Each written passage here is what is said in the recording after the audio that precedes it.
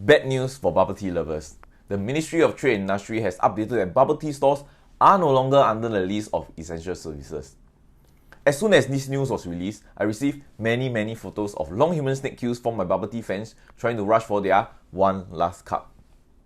Even my cousin was telling us jokingly that she wants to stock up 45 cups of bubble tea just to tide her through this period.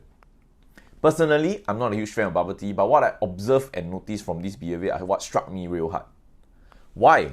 Why do these bubble tea fans rush down immediately just to purchase a cup of bubble tea? Is the supply of bubble tea permanently removed? No, it was just a temporary measure, and yet we see a huge surge of demand that floods the market.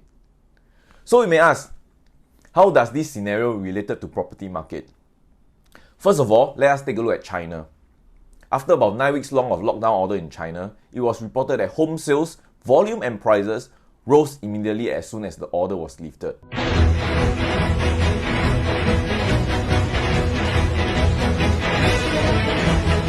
Why? This was evidently due to the pent-up demand caused over the 9 weeks long period. Similarly in Singapore, although the property market wasn't exactly removed, it has somehow caused disruption and inconvenience for buyers and sellers due to the need to shift their viewings, discussion and presentation to digital platforms. Secondly, this circuit breaker has been extended to about 8 weeks until 1st of June 2020. This will result in what we call a pent-up demand, where the backlog of demand for home purchase will start to accumulate from April, May and all the way until circuit breaker ends.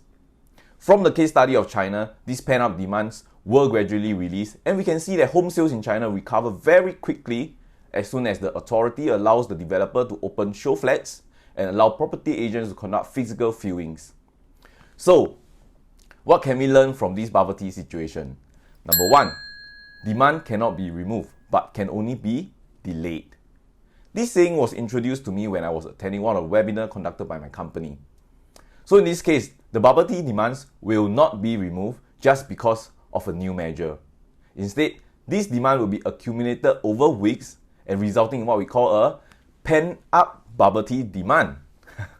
Once everything is over, we might see long queues again. Secondly, the drop in transaction volume for these bubble tea stores will not reflect the true market sentiment. Why? Do you think once the government lifts this measure, will the bubble tea stores drop their price to attract their customers again? I don't think so. Seriously? No doubt the property market had been affected due to this COVID-19 situation worldwide. But as mentioned by an article in 99.co, a wait-and-see attitude for price fall this time round might be in vain, especially with regards to mass market condo. One eternity later. Why? This is because MAS had already introduced policy to allow homeowners to defer their home loans for the rest of 2020, subjected to approval. Hence, we might not see a sudden surge in urgent sales or fire sales that might cause a price drop. Also, there might be possibility that private home prices could even increase if the demand of Chinese buyers start to flow into our mid and high-end Singapore condo market.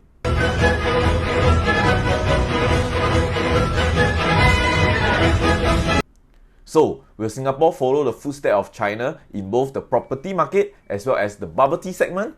Leave your comment below, and if you find what I say helpful, drop me a PM and we can discuss more. Cheers!